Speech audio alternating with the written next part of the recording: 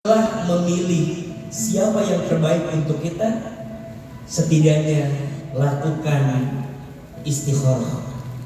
Apa? Istikharah. Istikharah itu meminta petunjuk kepada Allah. Bagaimana caranya istikharah? 5 tahapannya. 1. Mulai dengan bersuci, berwudu. 2. Bentangkan sajadah sholat.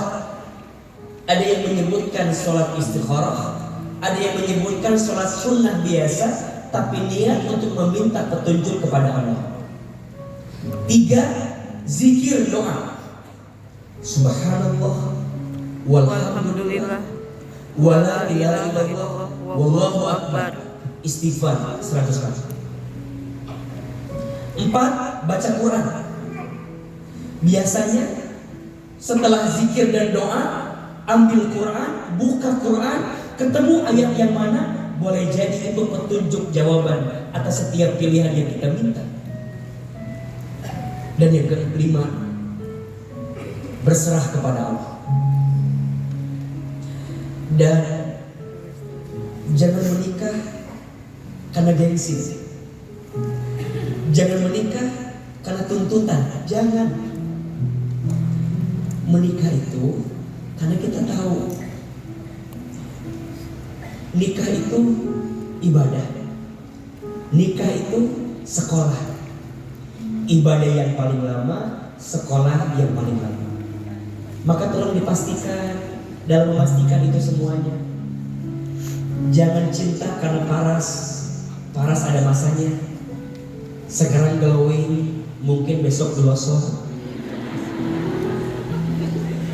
Jangan cinta karena harta, harta ada habisnya, betul?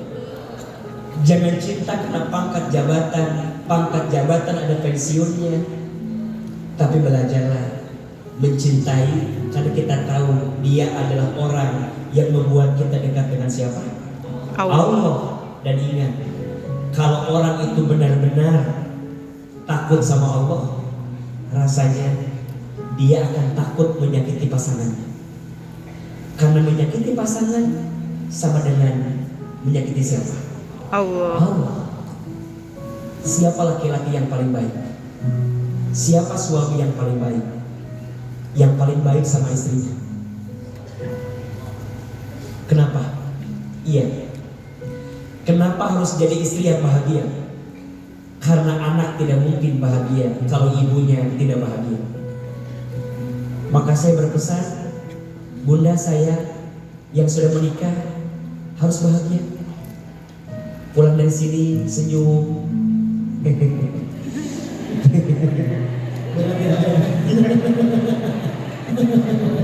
Harus bahagia. Senangkan hati. Kalau bukan kita yang nyenengin hati kita, siapa lagi, betul? Betul.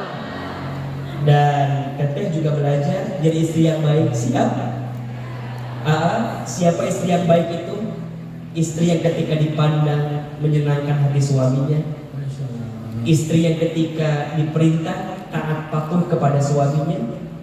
Istri yang ketika diberi pandai berterima kasih kepada suaminya. Dan istri yang ketika ditinggal mampu menjaga diri dan keluarganya. Sampai kapan kita harus memilah dan memilih siapa yang terbaik untuk kita?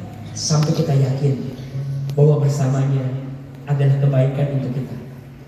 Dan mohon maaf ya, jangan pernah mencari yang sempurna, karena sampai kapanpun engkau tak akan pernah bisa menemukannya. Setuju? Setuju. Cinta terbaik bukan dia yang datang karena kelebihannya, tapi cinta terbaik dia yang siap bertahan walaupun tahu kekurangan dalam dirinya. Cinta terbaik bukan dia yang siap menunggumu di puncak, tapi cinta terbaik dia yang siap menemanimu saat mendaki.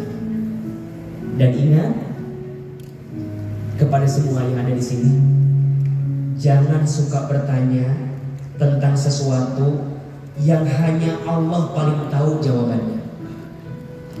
Jangan suka nanya kapan nikah sama yang belum nikah. Jangan suka tanya kapan misi, kapan punya anak. Hanya Allah yang paling tahu jawabannya. Kita anggap itu basa-basi, tapi boleh jadi bagi orang lain itu luka hati yang tanpa kita sadari membuat hidupnya tidak menemukan kebaikan. Semoga ada pelangi